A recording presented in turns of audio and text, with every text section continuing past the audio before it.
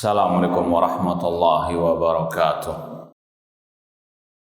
Innal hamdalillah nahmaduhu wa nasta'inuhu wa nastaghfiruh wa na'udzu billahi min syururi anfusina wa min sayyiati a'malina. Man yahdihillahu fala mudhillalah wa man yudlil fala hadiyalah. Ashhadu an la ilaha illallah wahdahu la syarikalah wa ashhadu anna Muhammadan abduhu wa rasuluh. Ya ayyuhalladzina amanu taqullaha haqqa tuqatih wa la tamutunna illa wa antum muslimun. Ya ayyuhan nasu taqu rabbakumul ladzi khalaqakum min nafsin wahidah wa khalaqa minha zawjaha wa batha minhuma rijalan katsiran wa nisaa wattaqullaha alladzi tasaaluna bihi wal arham innallaha kana 'alaikum raqiba. Ya ayyuhalladzina amanu taqullaha wa qulu qawlan sadida yuslih lakum a'malakum wa yaghfir lakum dhunubakum wa may yuti'illaha wa rasulahu faqad faza fawzan 'azima. Amma ba'd, fa inna asdaqal hadits kitabullah wa khairal hadi hadi Muhammadin sallallahu alaihi wasallam wa syarrul umuri muhdatsatuha wa kullu muhdatsatin bid'ah wa kulla bid'atin dhalalah wa kulla dhalalatin finnar. Ma'asal muslimin ikhwani fillah wa akhwati, bapak-bapak, ibu-ibu, saudara-saudariku rahmani wa rahmakumullah. Alhamdulillah, segala puji bagi Allah Subhanahu wa taala yang mempertemukan kita kembali dalam kajian kitab Fadlul Islam, keutamaan Islam, oleh Syekhul Islam Muhammad bin Abdul Wahhab rahimahullah ta'ala, dengan ta'liq atau penjelasan singkat dari Fadilatul Syekh Al-Allamah Syekh Abdul Aziz bin Baz rahimahullah ta'ala. Semoga Allah subhanahu wa ta'ala menghidupkan kita di atas Islam dan sunnah Rasulullah SAW serta mewafatkan kita di atas keduanya. Sekarang kita sampai halaman 45, bab qaulihi ta'ala ya ahlal kitab lima tuhajuna fi Ibrahim ila qaulihi wa ma kana minal musyrikin. Bab tentang firman Allah surat Ali Imran ayat 65 sampai 67. Sahih? Baik. Kata Syekhul Islam Muhammad bin Abdul Wahhab rahimahullah, bab qauli ta'ala, bab tentang firman Allah. Kita baca lebih lengkapnya lagi. Ya ahlal kitabi lima tuhajuna fi Ibrahim wa ma unzilatit tauratu wal injilu illa min ba'di afala taqilun. Wahai ahli kitab, ini khitabnya ditujukan kepada Yahudi dan Nasara. Wahai ahli kitab, wahai orang Yahudi, orang Nasara, kenapa kalian memperdebatkan tentang Nabi Ibrahim, sedangkan Taurat dan Injil diturunkan setelah beliau? Afala taqilun, tidakkah kalian berpikir? Sampai kepada firman-Nya, maka na Ibrahimu Yahudian wala Nasraniya walakin kana hanifan muslima wa ma kana minal musyrikin. Kemudian ayat yang ke-67, tidaklah Nabi Ibrahim itu adalah orang Yahudi atau orang Nasrani, namun beliau adalah hanifan muslima, orang yang bertauhid, yang muslim, yang tidak termasuk orang-orang musyrikin. Ya, sekali lagi, Coba kalau yang bawa aplikasi mushaf dilihat surat terutama yang 65 sampai 67 atau 65 dan 67. Ma'asal muslimin ikhwani fillah wa akhwati rahmani wa rahmakumullah. Ayat ini kata para ulama ada sebab nuzulnya. Sebab turunnya ayat ini yaitu perdebatan antara orang Yahudi dan orang Nasara. Mereka mengklaim Nabi Ibrahim itu bagian dari golongan mereka. Orang Yahudi mengatakan kana Ibrahimu Yahudian. Orang Yahudi mengklaim Nabi Ibrahim itu pengikut agama Yahudi. Orang Nasara demikian mengklaim kana Ibrahimu Nasraniyah. Mengatakan bahwasannya Nabi Ibrahim itu dahulunya pengikut agama Nasara. Mereka semuanya mengklaim Nabi Ibrahim bagian dari mereka. Maka Allah membantah dengan diturunkannya ayat ini. Ya ahlal kitab, lima tuhajuna fi Ibrahim wa ma unzilati Tauratu wal Injilu illa min ba'di afala taqilun. Yang pertama Allah bantah dengan kata-kata, bagaimana dikatakan Nabi Ibrahim itu Yahudi atau Nasrani, sedangkan Ibrahim itu diutusnya jauh sebelum adanya agama Yahudi dan agama apa? Nasrani. Paham ya? Bagaimana orang yang terdahulu dinisbatkan kepada yang sekarang? Ya kalau mungkin mau dicontohkan yang lain, seperti sebagian orang menuduh Syekhul Islam Ibnu Taimiyah itu Wahabi.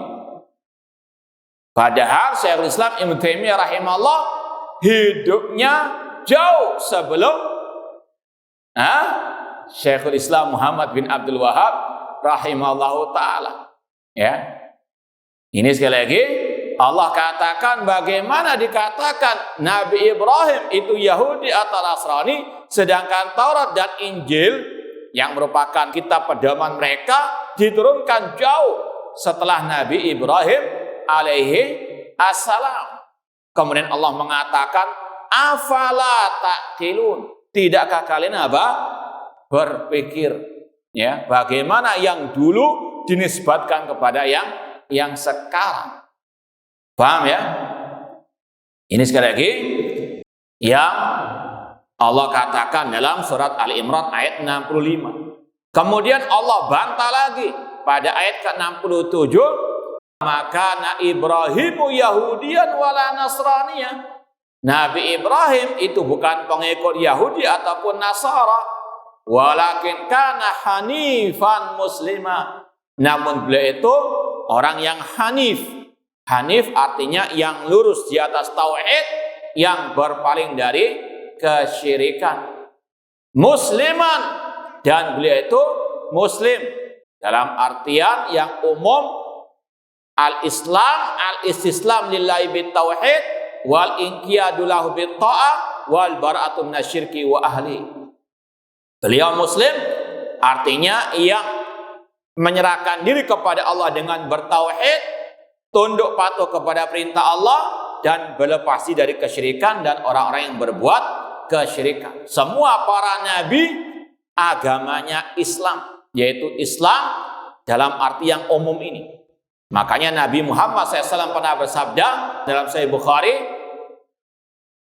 beliau mengatakan nahnu ma'asyiral anbiya dinuna wahidun. Kami para nabi, agama kami itu satu, yaitu al-Islam dalam pengertian yang umum, lurus di atas at-tauhid dan menjalankan perintah Allah serta berlepas diri dari kesyirikan dan dari orang-orang yang berbuat kesyirikan.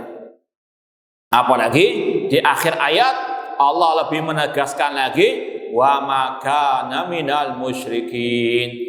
Beliau berlepas diri dari orang-orang yang berbuat kesyirikan. Ini sekali lagi Allah membantah klaim orang-orang al-Yahud ataupun an-Nasara. Apalagi kalau kita mau tambahkan lagi bagaimana disamakan, diklaim Nabi Ibrahim adalah pengikut Yahudi dan Nasara, sedangkan dakwah Nabi Ibrahim sangat kental dengan at-tauhid dan memerangi kesyirikan. Contoh dalam surat Al-Mumtahanah, kalau tidak salah ayat yang keempat, qad kanat lakum uswatun hasanatun fi Ibrahim walladina ma'ah id qalu liqaumihim inna bura'a'u minkum wa mimma ta'buduna min dunillah kafarna bikum wa bada bainana wa bainakumul adawatu wal baghdha'u abadan hatta tu'minu billahi wahdah. Sungguh telah ada suri teladan yang baik pada diri Ibrahim dan nabi-nabi yang bersama beliau ketika mereka mengatakan inna bura'a'u minkum, kami berlepas diri dari yang kalian sembah selain Allah. Inna bura'a'u minkum wa mimma ta'buduna min dunillah, kami berlepas diri dari kalian dan yang kalian sembah selain Allah. Kafarna bikum, kami mengingkari kalian dan telah nampak permusuhan antara kami dan kalian selama-lamanya sampai kalian beriman kepada Allah semata. Ini dakwah Nabi Ibrahim yang sangat kental dengan at-tauhid dan memerangi kesyirikan. Sampai juga beliau dikenal bagaimana menghancurkan berhala-berhala. Kemudian beliau ketika ditanya, beliau mengatakan fas'aluhum in kanu yantiqun, tanyakan kepada berhala kalian jika mereka bisa berbicara. Bagaimana diklaim beliau pengikut Yahudi yang jelas-jelas mengklaim Uzair anaknya Allah. Bagaimana dikatakan beliau pengikut Nasara, sedangkan orang-orang Nasara menyembah Nabi Isa alaihissalam. Laqad kafara alladziina qalu innallaha huwal masih ibnu Maryam. Sungguh kafir orang-orang yang mengatakan Al-Masih itu adalah Allah Subhanahu wa taala. Intinya Allah membantah klaim orang Yahudi dan Nasara yang mengatakan Nabi Ibrahim pengikut Yahudi ataupun An-Nasara. Ma'asyiral muslimin, ikhwani fillah wa akhwati rahimani wa rahimakumullah. Lalu apa kaitan ayat ini dengan fadlul Islam yang berkaitan dengan kitab ini, pembahasan kitab ini? Maka disampaikan oleh sebagian para ulama ada dua kaitannya. Yang pertama, bayan anna da'wal intisab lil Islam la buddalaha min burhan yusaddiquha. Bahwasanya disebutkannya ayat ini dalam bab ini, dalam kitab ini untuk menjelaskan bahwa menisbatkan diri kepada Islam harus dibuktikan dengan bukti yang nyata di lapangan.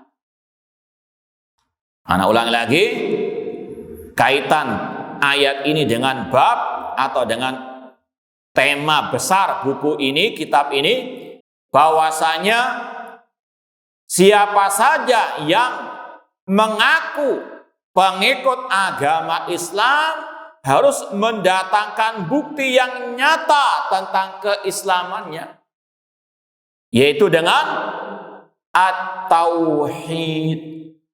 Ini yang pertama. Sebagaimana Nabi Ibrahim alaihissalam, beliau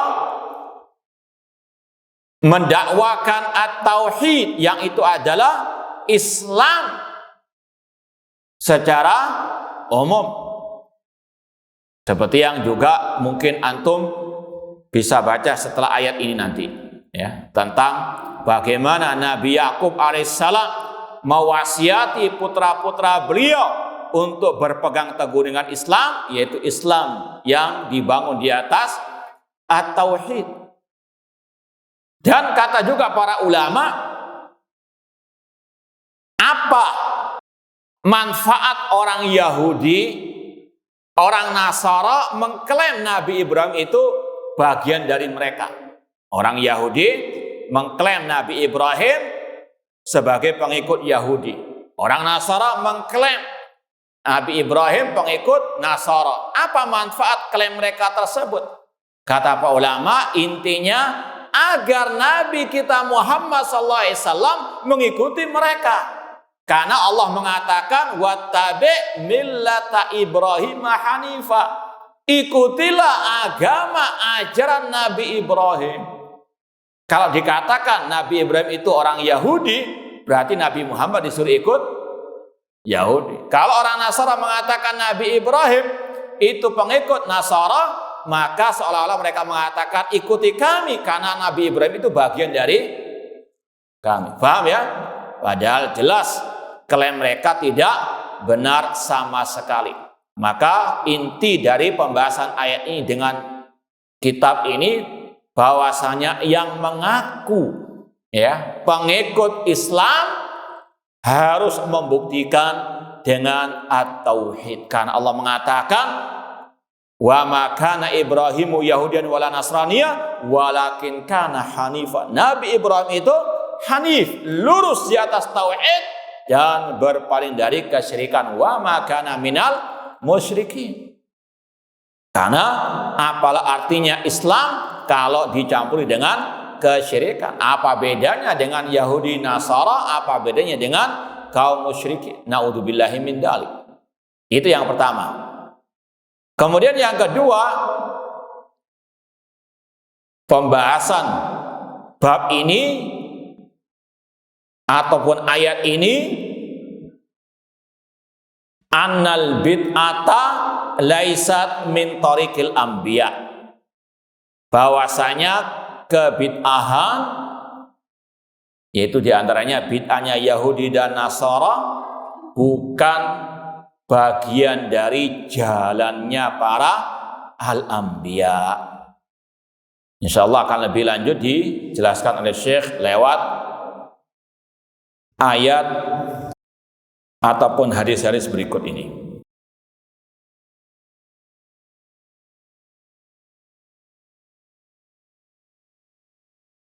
Ma'asal muslimin ikhwani fillah wa akhwati rahimani wa rahmukumullah. Ayat berikutnya disampaikan oleh Syekhul Islam Muhammad bin Abdul Wahhab rahimahullah, surat Al-Baqarah ayat 130. Allah berfirman, "Wa man yarghabu an millati Ibrahim illa man safiha nafsah." Dan barang siapa yang berpaling, yang membenci agama Nabi Ibrahim, tidaklah dia kecuali orang yang memperbodoh dirinya sendiri. Illa man safiha nafsah wa laqad istafainahu fid dunya. Dan sungguh kami, kata Allah, telah memilih Nabi Ibrahim di dunia sebagai nabi dan rasul. Wa innahu fil akhirati laminas salihin. Dan sesungguhnya beliau di akhirat termasuk orang-orang yang soleh. Surat Al-Baqarah ayat 130. Ayat ini menegaskan lagi tentang dakwah Nabi Ibrahim alaihi assalam. Ada yang sudah ketemu ayatnya? 130 ketemu. Coba baca ayat selanjutnya. Id qala lahu rabbuhu aslim qala aslamtu li rabbil alamin. Ketemu. Ketika Rabbnya Allah Subhanahu wa taala berfirman kepada Nabi Ibrahim, aslim, serahkanlah dirimu, islamkanlah dirimu. Qala aslamtu li rabbil alamin. Maka Nabi Ibrahim berkata, aku menyerahkan diriku kepada Rabbil Alamin. Ketemu ayatnya? Lanjut baca ayat berikutnya. وصفنا إبراهيم بني ويعقوب يا بني إن الله اصطفى لكم الدين فلا تموتن إلا وأنتم مسلمون. Nah, itu adalah wasiat Ibrahim kepada putra-putra beliau. Demikian pula ayat berikutnya. Ankumtum syuhada id hadara Yaqubal maut id qala li bani ma ta'buduna min ba'di qalu na'budu ilahaka wa ilaha abaika Ibrahima wa Ismaila wa Ishaqa ilahan wahida wa nahnu lahu muslimun. Apakah kalian hadir ketika Nabi Yakub dalam keadaan sakaratul maut, ketika beliau berkata kepada putra-putranya, ma ta'buduna min ba'di, apa yang kalian sembah setelahku nanti? Putra-putra beliau menjawab, na'budu ilahaka, kami menyembah sesembahanmu, sesembahan Nabi Ibrahim, Ismail, Ishaq, ya, Ibrahim, Ismail, Ishaq, ilahan wahida, satu sesembahan, dan kami termasuk muslimun. Ini adalah apa? Bukti keislaman yang benar, yaitu apa? Hanya menyembah satu sesembahan, yaitu Allah Subhanahu wa ta'ala. Ini yang kita sampaikan tadi. Bab ini berkaitan erat dengan tadi. Orang yang mengklaim dirinya muslim harus buktikan dengan apa? Mengesahkan Allah dalam ibadah. Wa nahnu lahu muslimun. Tanpa tauhid tidak ada maknanya al-Islam. Wa may yakfur bil iman faqad habita amalu. Barang siapa yang mengkufuri keimanan, gugur semua amal ibadah mereka. Walau asyraku la habita anhum ma kanu ya'malun. Seandainya mereka berbuat syirik, gugur semua amal perbuatan mereka. Wa may yarghabu an millati Ibrahim illa man safiha nafsa. Dan Allah Subhanahu wa taala sangat amat mencela, mengecam orang-orang yang berpaling dari ajaran at-tauhid. Orang yang safi. Safi itu lebih dari jahil. Kalau bahasa kita mungkin apa? Dungu, ya. As-safi itu di atasnya lebih parah daripada orang yang bodoh, ya. Kata ulama, as-safi itu lebih parah dari yang bodoh. Orang yang dungu adalah orang yang tidak bertauhid kepada Allah, atau yang memerangi dakwah tauhid, yang tidak suka dengan dakwah at-tauhid. Itu yang safi. Ini kata Allah, wa may yarghabu an millati Ibrahim. Sudah kita sampaikan milanya Ibrahim yaitu tadi at-tauhid, mengajarkan tauhid, melarang dari kesyirikan. Orang yang berpaling dari ajaran Nabi Ibrahim ini kata Allah, illa man safiha nafsa. Wa may yarghabu an millati Ibrahim illa man safiha nafsa. Wa laqad istafainahu fid dunya wa innahu fil akhirati laminas salihin. Dan kita sudah sampaikan tadi, Nabi kita Muhammad SAW, Allah perintahkan mengikuti ajaran Nabi Ibrahim, ya. Wattabi millata Ibrahim hanifah, dan ikutilah wahai Nabi Muhammad agama Nabi Ibrahim yang lurus di atas at-tauhid. Ini keterkaitan erat antara Islam dengan at-tauhid. Tanpa tauhid tidak ada artinya apa? Al-Islam. Sebagaimana rukun Islam yang pertama apa? 2 kalimat syahadat, di antaranya kalimat tauhid. Anta'budullah wa la tusyriku bihi syai'a. Dalam Sahih Muslim, Rasul mentafsirkan arti la ilaha illallah adalah engkau beribadah kepada Allah dan tidak berbuat syirik, at-tauhid. Ma'asal muslimin ikhwani fillah wa akhwati rahimani wa rahimakumullah. Kemudian sebagaimana biasanya setelah penulis membawakan ayat, dibawakan hadis Rasulullah sallallahu alaihi wasallam. Wa fihi hadis al-khawarij wa qad taqaddama. Dan di dalam Sahih Bukhari ada hadis yang sudah kita lewati tentang kelompok Al-Khawarij. Ada yang bisa menemukan enggak? Di bab apa itu? Ketemu? Bab maja'anal bid'ata asyaddu minal kabair. Ya, bab bahwasanya bid'ah lebih berbahaya daripada dosa-dosa besar. Ketemu? Hadis tentang Al-Khawarij halaman 30.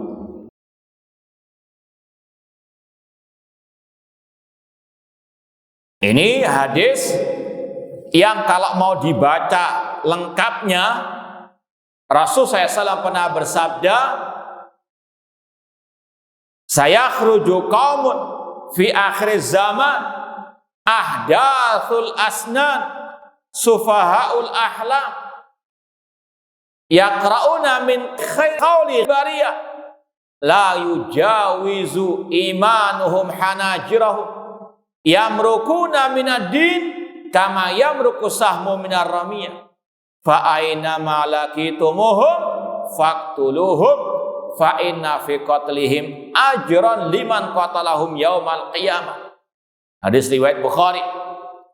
Kata Rasul SAW, akan keluar di akhir zaman sekelompok orang yang masih muda belia namun bodoh akalnya. Ahdasul asnan sufahaul ahlam. Bahkan lebih dari bodoh tadi, sufaha safi. Sufaha jamak dari safi, yang dungu akalnya. Namun mereka rajin membaca Al-Quran, sedangkan iman mereka nggak sampai kepada kerongkongan mereka. Yamrukuna minad-din kama yamruku sahmu minar ramiyah. Mereka keluar dari agama sebagaimana keluarnya anak panah dari sasarannya. Dimanapun kalian bertemu, yaitu para penguasa, bertemu dengan mereka, maka bunuhlah mereka, karena dalam pembunuhan mereka ada pahala yang besar bagi yang membunuh mereka. Hadis riwayat Al-Bukhari. Ini yang disebut oleh Syekh tadi, hadis tentang Khawarij. Kalau kita sedikit pelajari dari awal hadis tadi, bahwasanya ini menunjukkan tentang kebenaran sabda Rasulullah SAW. Kelompok Khawarij ini sudah muncul sepeninggal beliau. Sejarahnya yaitu di zaman Al-Khalifatul Rasyid Utsman bin Affan radhiyallahu taala anhu, ketika muncul Abdullah bin Sabah al-Yahudi yang memprovokasi massa untuk membenci Al-Khalifatul Rasyid Utsman bin Affan, maka muncullah dua kelompok sesat di tengah umat, kelompok Syiah Rafidhah dan kelompok Al-Khawarij. Dua-dua kelompok ini kata ulama dipelopori, diproduksi oleh Abdullah bin Sabah al-Yahudi, dan di antara cirinya mencaci maki pemimpin kaum muslimin. Kemudian berkembang di zaman Ali bin Abi Thalib radhiyallahu taala anhu, sampai mereka pun memberontak kepada Ali bin Abi Thalib radhiyallahu taala anhu. Ini kelompok Khawarij yang kata Rasul akan muncul di akhir zaman. Ciri mereka ahdatsul asnad, masih muda belia. Namun ini bukan patokan, ini ustadz masih muda Khawarij, bukan. Yang tua bukan Khawarij, ya enggak juga. Ada juga yang tua juga masuk aliran Khawarij. Namun ini kebanyakan mereka yang muncul adalah anak-anak muda yang punya semangat membara namun tidak punya ilmu yang benar. Makanya Rasul mengatakan selanjutnya, ahdatsul astan sufahaul ahlam, bodoh akal mereka, dungu. Seperti kalau kita mendengar bagaimana mereka mengadakan bom bunuh diri, sedangkan jelas bunuh diri itu dosa besar, kok dijadikan perantara katanya masuk surga, naudzubillahi min dzalik. Sedangkan Rasul mengatakan man qatala nafsahu bi syai'in udziba bi yaumal qiyamah, Barang siapa membunuh dirinya dengan sesuatu, dia akan disiksa dengan sesuatu itu pada hari kiamat. Ini ya safih, sufahul akhlak. Kata Rasul, mereka rajin membaca Al-Quran. Namun sebagaimana kata Abdullah bin Umar radhiyallahu ta'ala anhuma, intalaku ila ayatin nazat fil kufar faj'aluha lil muslimin. Namun mereka gagal paham tentang ayat-ayat Al-Quran, gagal mentafsirkan ayat Al-Quran. Sebagaimana kata Abdullah bin Umar, mereka membawa ayat-ayat yang berkaitan dengan orang kafir, mereka tempelkan kepada kaum muslimin. Mereka pun apa? Mengkafirkan kaum muslimin tanpa hak. Yang di luar golongan mereka dicap kafir murtad, ya, yang berwala kata mereka kepada penguasa, maka dia dikatakan kafir murtad yang tidak berhukum dengan hukum Allah, mutlak langsung kafir. Ini orang-orang apa? Khawarij, mengkafirkan tanpa hak, tanpa dasar yang benar. Intalaku ila ayatin nazat fil kufar faj'aluha lil muslimin. Kemudian kata Rasul tadi, ciri mereka la yujawizu imanum hanajirahum. Iman mereka tidak masuk ke kerongkongan mereka. Itu tadi, mereka apa? Tidak memahami ayat-ayat Al-Quran sesuai dengan apa? Pemahaman yang benar.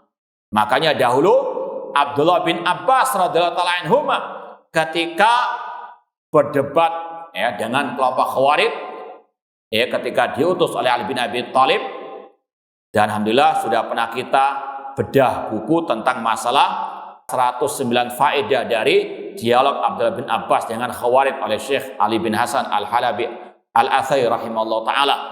Di antaranya kata Abdullah bin Abbas, ji'tukum min indi ashabi Rasulullah SAW. Aku datang kepada kalian sebagai utusan para sahabat Rasul.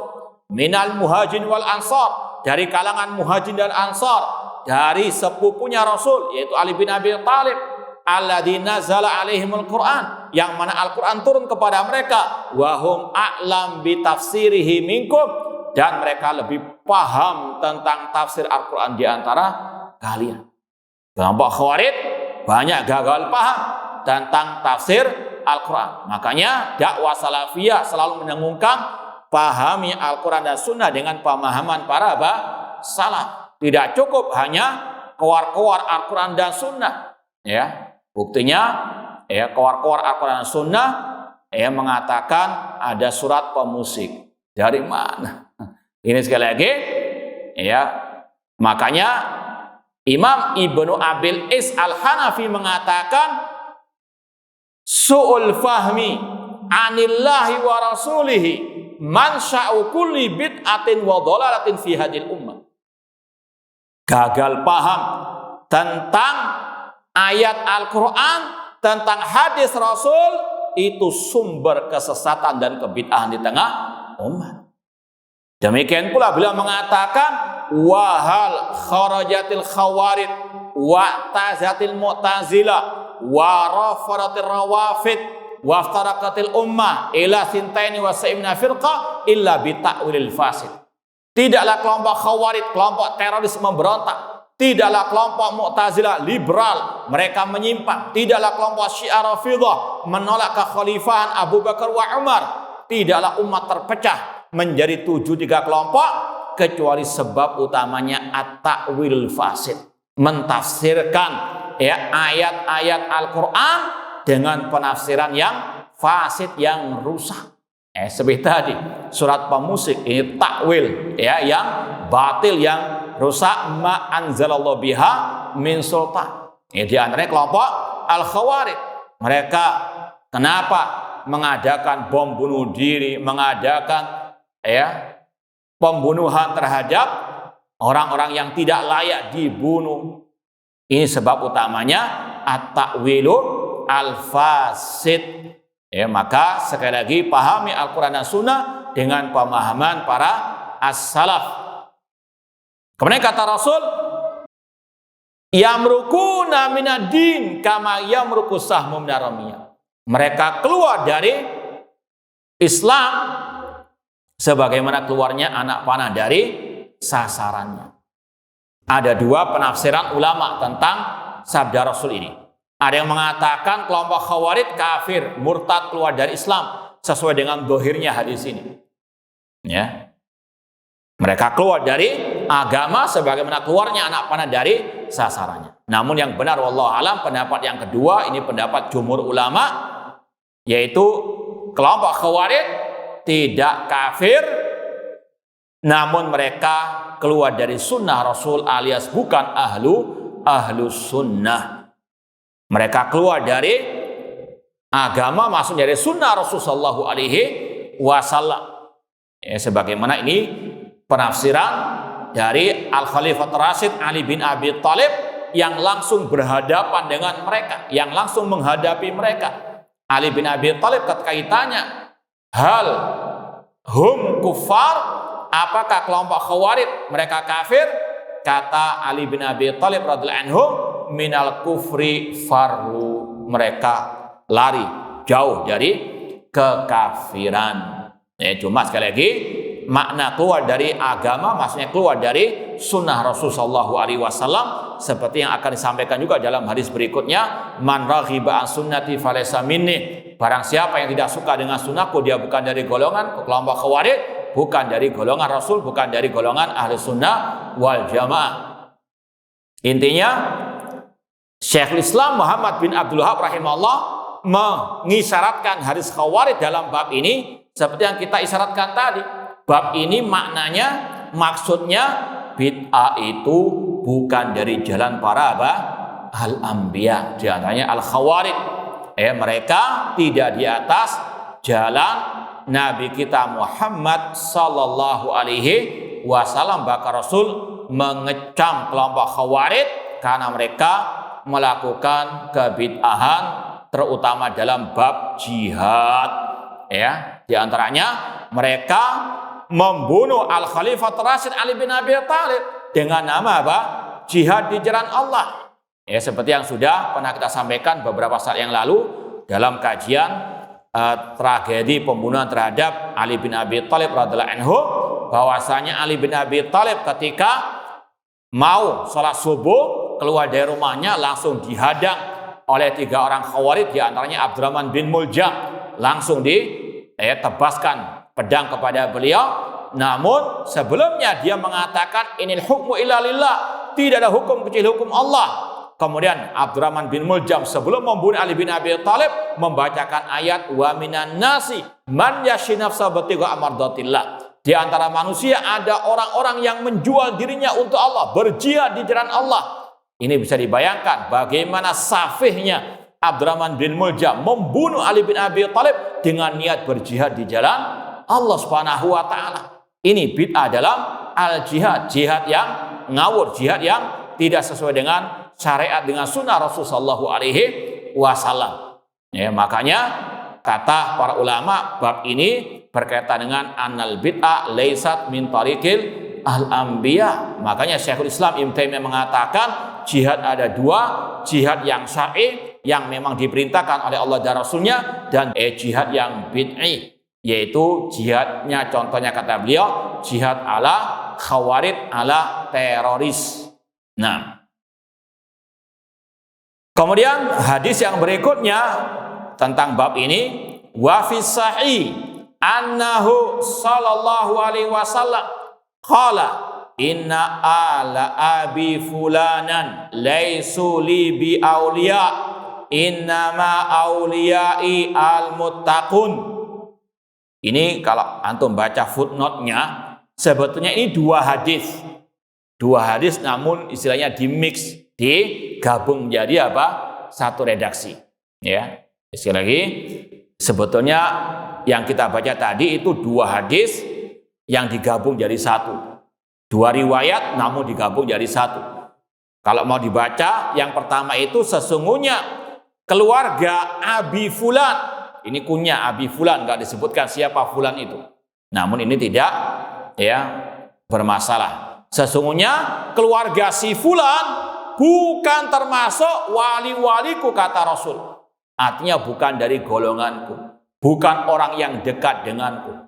Aulia dari kata-kata al-walayah, al-mahabbah, Ini Rasul berlepas diri dari mereka. Kenapa? Itu tadi, karena mereka jauh dari tauhid, jauh dari sunnah Rasulullah SAW. Yang mengklaim pengikut Nabi Muhammad, cinta kepada Nabi Muhammad, harus menunjukkan bukti. Nggak cukup hanya sekedar apa? Pengakuan belaka. Ana pencinta Nabi, ana pengikut Nabi. Buktikan, yaitu dengan apa? Qul in kuntum tuhibbunallah fattabi'uni yuhibbukumullah wa yaghfir lakum dzunubakum. Katakan, jika kalian mengaku cinta kepada Allah, ikutilah aku, ikutilah Rasul. Maka demikian pula yang mengaku cinta Rasul, buktikan dengan apa? Ittiba kepada ajaran Rasul, terutama dalam bab al-aqidah. Yuhibbukumullah, Allah pasti akan mencintai kalian, wa yaghfir lakum, dan mengampuni dosa-dosa kalian.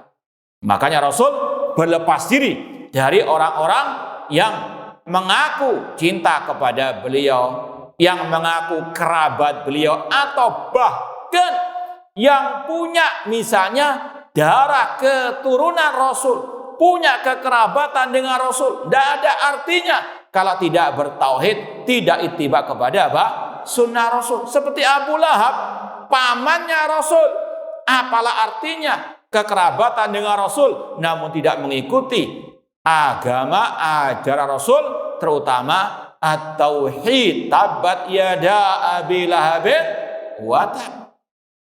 Demikian pula Rasul mengatakan, man batta abihi amaluhu lam yusibi nasabu. Yang lambat amal perbuatannya tidak bisa dipercepat dengan nasab keturunannya. Ya, sebetulnya kalau orang muslim paham hal ini, nggak laku yang jualan nasab itu. Ya, sekali lagi, ini yang ditegaskan oleh Rasulullah SAW. Man batta abi amaluhu lam yusibihi nasabuhu. Bahkan Rasul mengatakan, lau sarakat Fatimah bintu Muhammad laqata'tu yadaha. Seandainya Fatimah itu mencuri, aku potong tangannya.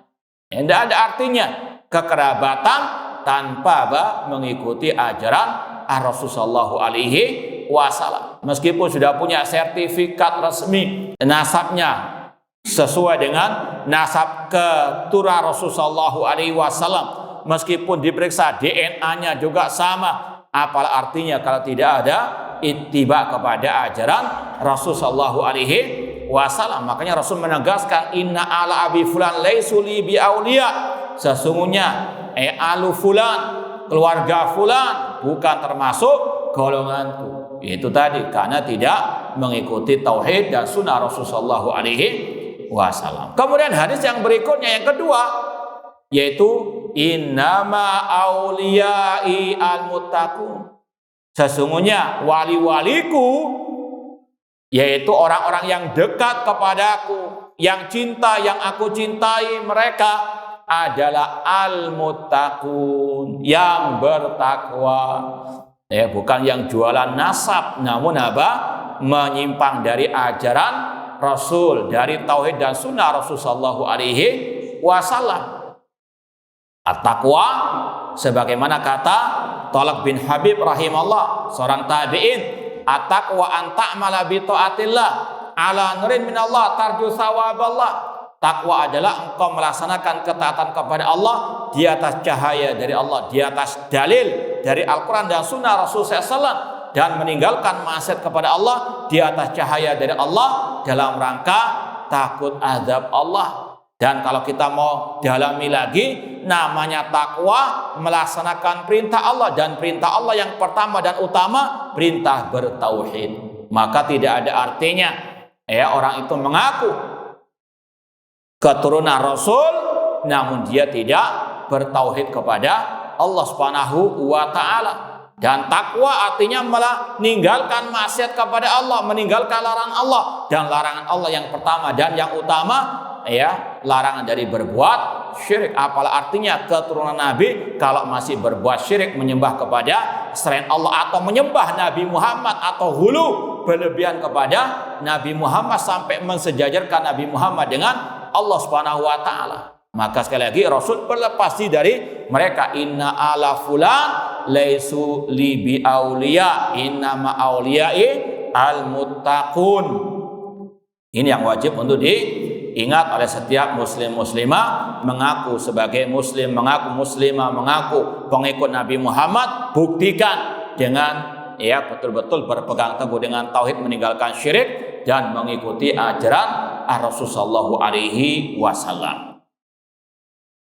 Hadis yang berikutnya, wa fi aidan min hadisi Anas radhiyallahu taala anhu anna Rasulullah sallallahu alaihi wasallam qala. Ini ringkasan hadis yang panjang dari Sahih Bukhari dari sahabat Anas bin Malik radhiyallahu anhu, bahwasanya ini kalau sekedar mengingat lagi yang awal hadisnya, yaitu ada 3 nafar sahabat Rasulullah SAW mendatangi isi Rasulullah SAW menanyakan tentang ibadahnya Rasul. Ketika mereka diberitahu taqaluha, mereka merasa ibadahnya Rasul itu masih tidak seberapa, kurang banyak. Namun mereka mengatakan, oh iya, karena Rasul sudah diampuni dosanya yang telah lalu. Ya, maka salah seorang di antara mereka mengatakan, usolli wala arqud, aku akan salat malam tanpa tidur sama sekali. Wa asum wala uftir, aku akan berpuasa tanpa berbuka. Wala atazawwaju nisa, dan mengatakan aku tidak akan menikahi perempuan-perempuan untuk fokus ibadah. Ya, maka dzukira lahu anna ba'da sahaba qala amma ana fala aqul lahm. Dalam riwayat dikatakan aku tidak mau makan daging. Wa qala akhar amma ana fa aqum wala anam, aku akan salat malam tidak tidur malam. Wa qala akhar amma ana fala atazawwaju nisa. Wa qala akhar amma ana fa asum wala uftir. Maka Rasul ketika mendengarkan sahabat tersebut mengatakan demikian dan demikian, beliau pun marah seraya berkata, lakinni akum wa anam. Aku, dalam riwayat, akulah orang yang paling bertakwa, paling takut kepada Allah. Namun aku salat malam, aku juga tidur malam. Wa asum wa uftir, aku puasa, aku juga berbuka puasa. Wa atazawwaju nisa, dan aku menikahi perempuan-perempuan. Wa aklul lahma, dan aku makan daging. Faman raghiba an sunnati falaysa minni. Maka barang siapa yang tidak suka dengan sunnahku, maka dia bukan dari golongan. Ini yang kita bahas tadi. Bab ini berkaitan dengan annal bid'ata laisat min tariqil anbiya. Bid'ah itu bukan jalan atau metodenya para nabi. Di antaranya nabi kita Muhammad SAW. 3 orang tadi para sahabat niatnya ikhlas, niatnya baik untuk menambah amal soleh. Dengan apa? Salat malam, semalam suntuk, tidak tidur sama sekali. Setiap hari akan dia lakukan.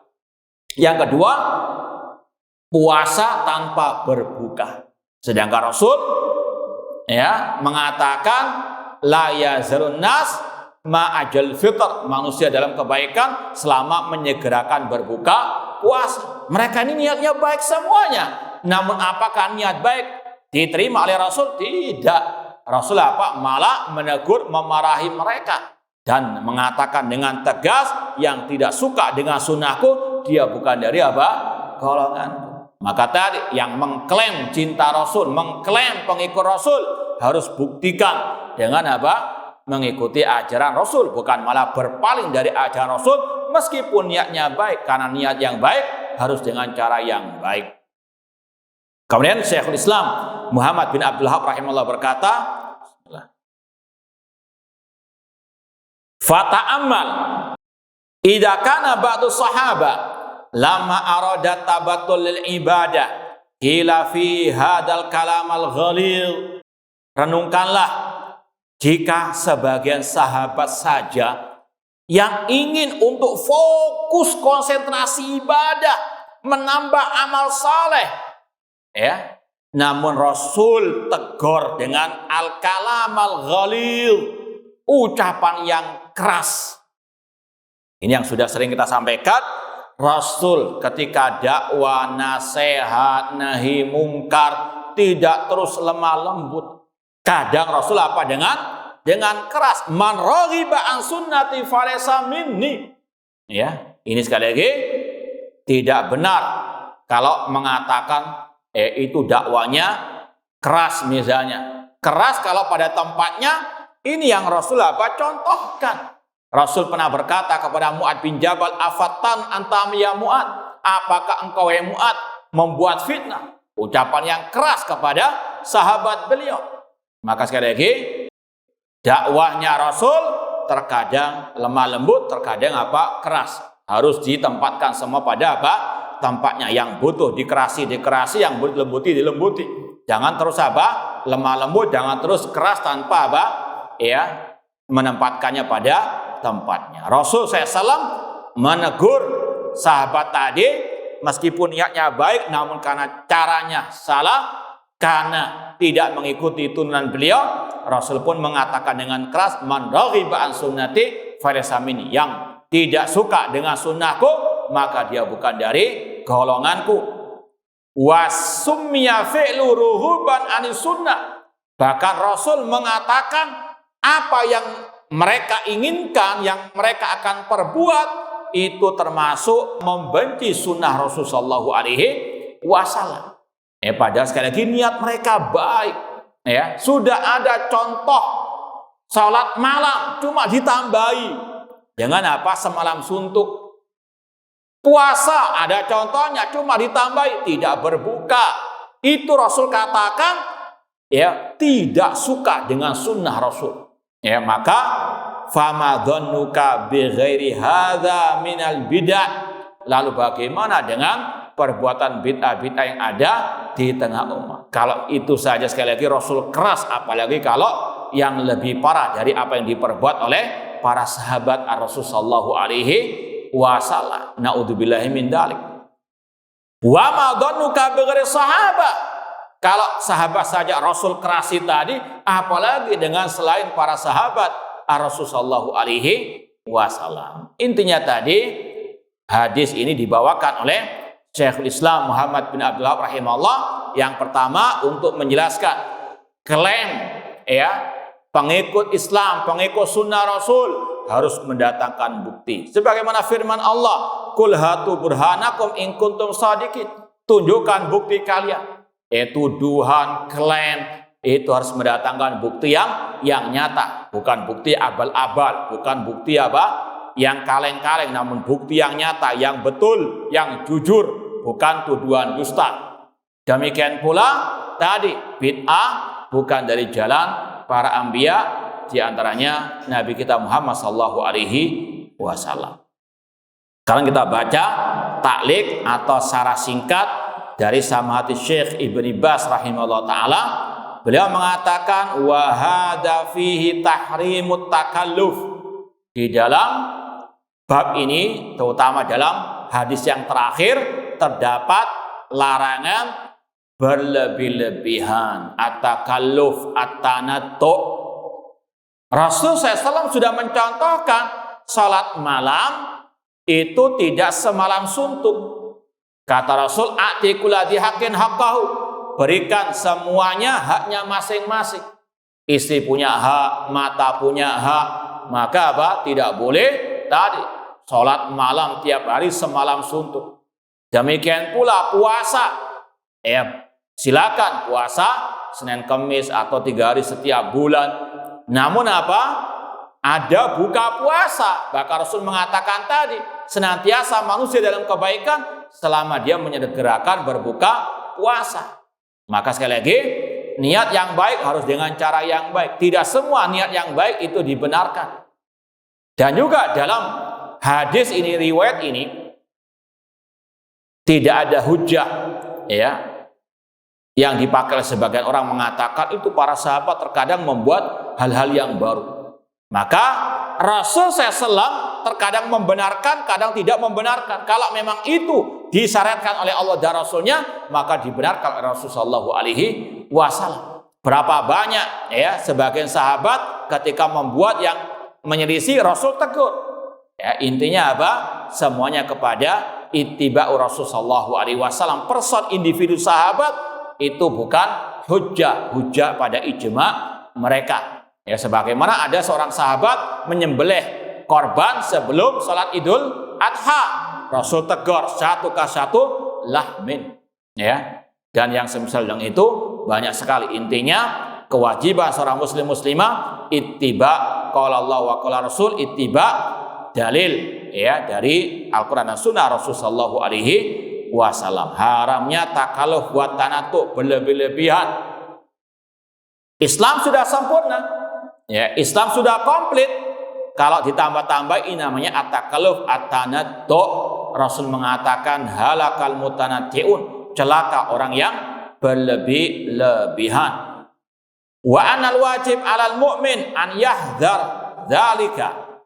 Wajib bagi setiap muslim muslimah mukmin mukminah untuk menjauhi at-tanattu wa takalluf, berlebih-lebihan. Berlebih-lebihan itu sekali lagi yang tidak ada ajarannya, tuntunannya, itu namanya berlebih-lebihan. Bukan mengikuti Rasul dikatakan berlebih-lebihan. Terlalu ekstrim. Apa mana ekstrim? Itu memelihara jenggot, orang perempuan bercadar, cingkrang, jangan berlebih-lebihan. Loh, ini nggak berlebih-lebihan, ini opo ono. Karena apa? Rasul yang memerintahkan aful leha, ma'asfala minal izai minal ka'bai fa finnar. Ini sekali lagi orang terkadang gagal paham. Yang mengikuti apa adanya ajaran Rasul dikatakan ekstrim, berlebih-lebihan. Dakwah tauhid dikatakan terlalu ekstrim, padahal ini dakwah para anbiya, dakwahnya Nabi Ibrahim, dakwahnya Nabi Muhammad SAW dikatakan ekstrim. Justru yang ekstrim itu yang nggak mau dakwah atau karena apa? Man raghiba an sunnati falaysa minni, karena berpaling dari ajaran Rasul, berpaling dari dakwahnya para anbiya dan Nabi kita Muhammad sallallahu alaihi wasallam. Sedangkan sebaliknya yang menambah-nambah, yang menyimpang dari ajaran Rasul tidak dituduh ekstrim. Naudzubillahi min dzalik. Fayasum wa yaftir wa yusalli wa yakum wa yanam wa yasum wa yaftir yakul lahm wa yanam ala firas la yatakallam. Seorang muslim, muslimah, dia puasa, namun dia juga berbuka, sholat malam, dan juga dia tidur, memakan daging. Ini bedakan.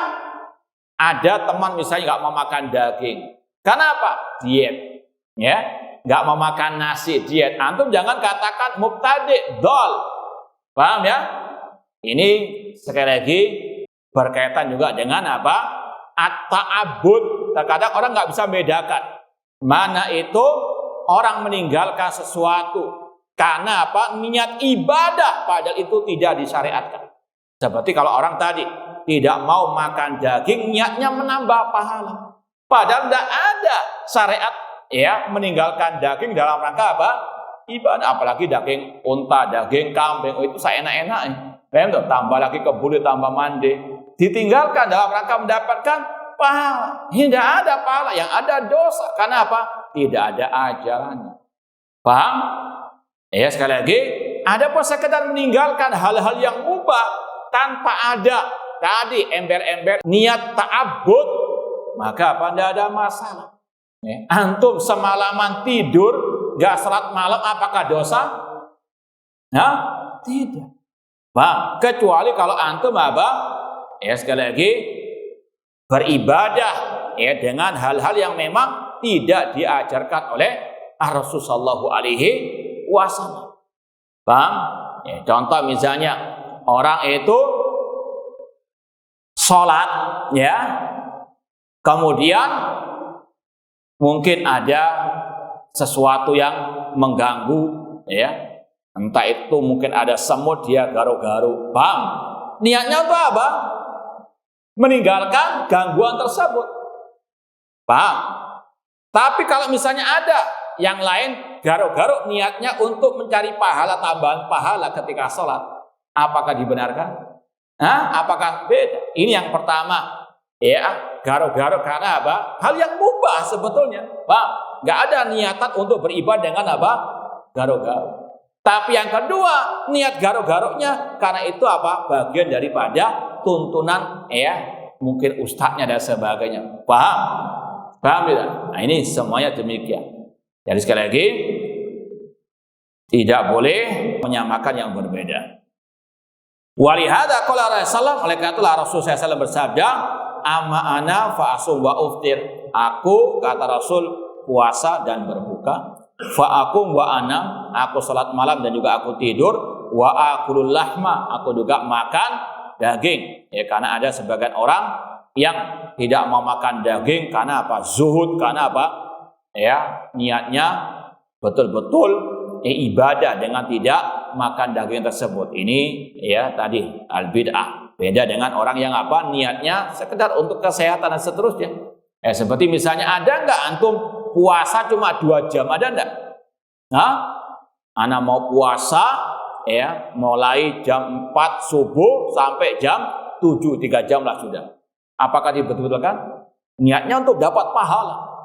Ada enggak puasa seperti itu? Nyicil lah, nyicil ya. Nah, ini bid'ah. Adapun kalau orang itu puasa karena apa? Mau cek darah, yang nggak ada masalah. Paham? Bedakan niatnya untuk sesuatu yang mubah, nggak ada dia niat untuk apa? Meraih pahala dengan puasa 3 jam. Paham? Ya, awas jangan gagal paham. Makanya Rasul mengatakan wa atazawajun nisa, aku menikahi perempuan-perempuan, faman raghiba an sunnati falaysa minni. Barang siapa tidak suka dengan sunnahku, dia bukan dari golonganku. Allah syar'a li ibadihi ma la yashukku alaihim wa ma la yu'annituhum. Allah mensyariatkan bagi hamba-hambanya syariat-syariat yang tidak memberatkan bagi mereka. Seperti yang sudah sering antum dengarkan ketika Ramadan, yuridullah bikumul yusra wa la yuridu bikumul usra. Ayat tentang puasa, Allah katakan Allah tidak menghendaki kesulitan bagi kalian, namun Allah menghendaki kemudahan. Fala yajuzu tanattu wa takalluf, tidak boleh berlebihan, ekstrim. Wa fi sunnati Rasulullah al-kifayah, di dalam sunnah Rasul sudah ada kecukupan. Ya, yang sering kita contohkan, zikir tiap hari itu mulai kita bangun tidur sampai tidur lagi sudah lengkap komplit zikir tersebut, kurang apa? Ya, yang ini saja banyak kita apa? Tidak tahu, tidak banyak kita praktekkan. Ngapain? Membuat zikir-zikir yang apa? Yang baru. Wa fi sunnatil kifayah. Betul enggak? Mau dites? Zikir komplit sehari semalam. Bangun tidur, masuk toilet, keluar toilet, pakai baju, keluar rumah, pergi ke masjid ada zikirnya, masuk masjid, keluar masjid ada zikirnya, pagi dan petang ada zikirnya. Apa? Mau makan ada zikirnya, setelah makan ada zikirnya. Komplit sudah. Mengapa datangkan apa? Zikir yang masalah akidah demikian pula lebih komplit lagi. Masalah sholat, semuanya sudah. Mau apa kita? Yang aneh tadi, yang sudah ada ajarannya ditinggalkan, yang tidak ada ajarannya lihat untuk ini bisikan syaitan. Naudzubillahi min dzalik.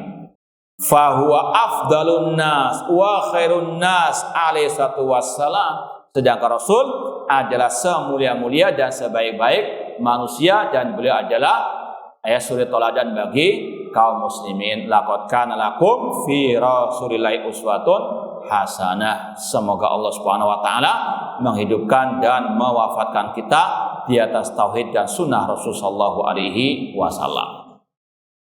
Ini yang mungkin bisa kita sampaikan pada kesempatan yang berbahagia ini, mudah-mudahan bermanfaat. Kalau mungkin ada yang kurang dipahami atau yang mau ditanyakan, tafadhalu sebelum kita tutup. Taib, kalau tidak ada, kita cukup sekian, kurang lebihnya mohon maaf. Wa jazakumullahu khairan. Aqulu qouli hadza wa akhiru da'wana anil hamdulillahi rabbil alamin. Wassalamualaikum warahmatullahi wabarakatuh.